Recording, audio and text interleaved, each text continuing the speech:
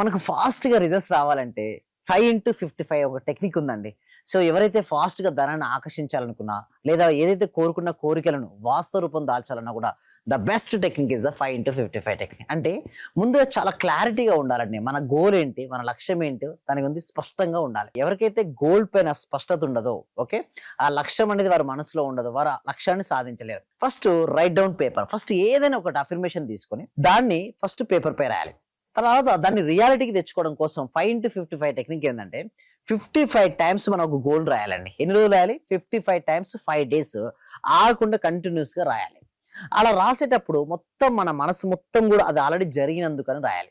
So, ఇట్లా 5 days రాసేసి యూనివర్స్‌కు surrender చేయాలి ఆ పేపర్‌ని. అంటే యూనివర్స్‌కి మీరు ఎలా సరెండర్ చేయొచ్చంటే ఆ పేపర్‌ను యెల్లో కలర్ పేపర్ పైన రెడ్ పెన్‌తో 5 డేస్ రాయండి. మీరంటారు చాలా మంది, సార్ యెల్లో కలర్ పేపర్ ఎందుకు చూజ్ చేసుకోవాలని కొంతమంది అడుగుతుంటారు. యెల్లో అనేది శుభానికి సంకేతం అండి. ఓకే, మంచిది. అదేవిధంగా రెడ్ పెన్‌తో ఎందుకు రాస్తామంటే రెడ్ పెన్‌తో రాసినప్పుడు ఇంపాక్ట్ ఎక్కువగా ఉంటుంది. అందుకోసం చూడండి పసుపు, కుంకుమ కాంబినేషన్‌లో ఉంటుంది. సో, ఎప్పుడైతే మనం అక్కడ రాస్తుంటామో దాని గురించి మళ్ళీ బిలీవ్ చేయాలి. అంటే నమ్మాలి. అంటే యూనివర్స్‌ను ఆల్రెడీ అది జరిగింది అని మనం ఎప్పుడైతే నమ్ముతామో అది రియాలిటీకి వస్తుంది.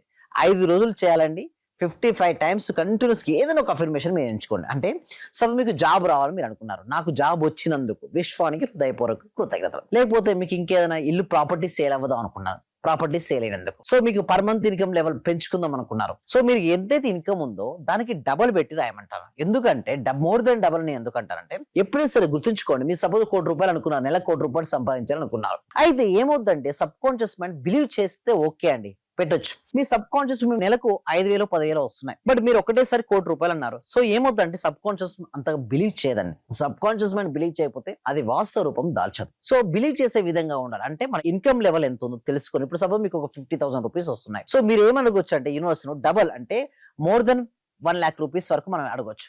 నా per month income more than ₹1,00,000 అయినందుకు విశ్వానికి హృదయపూర్వక కృతజ్ఞతలు.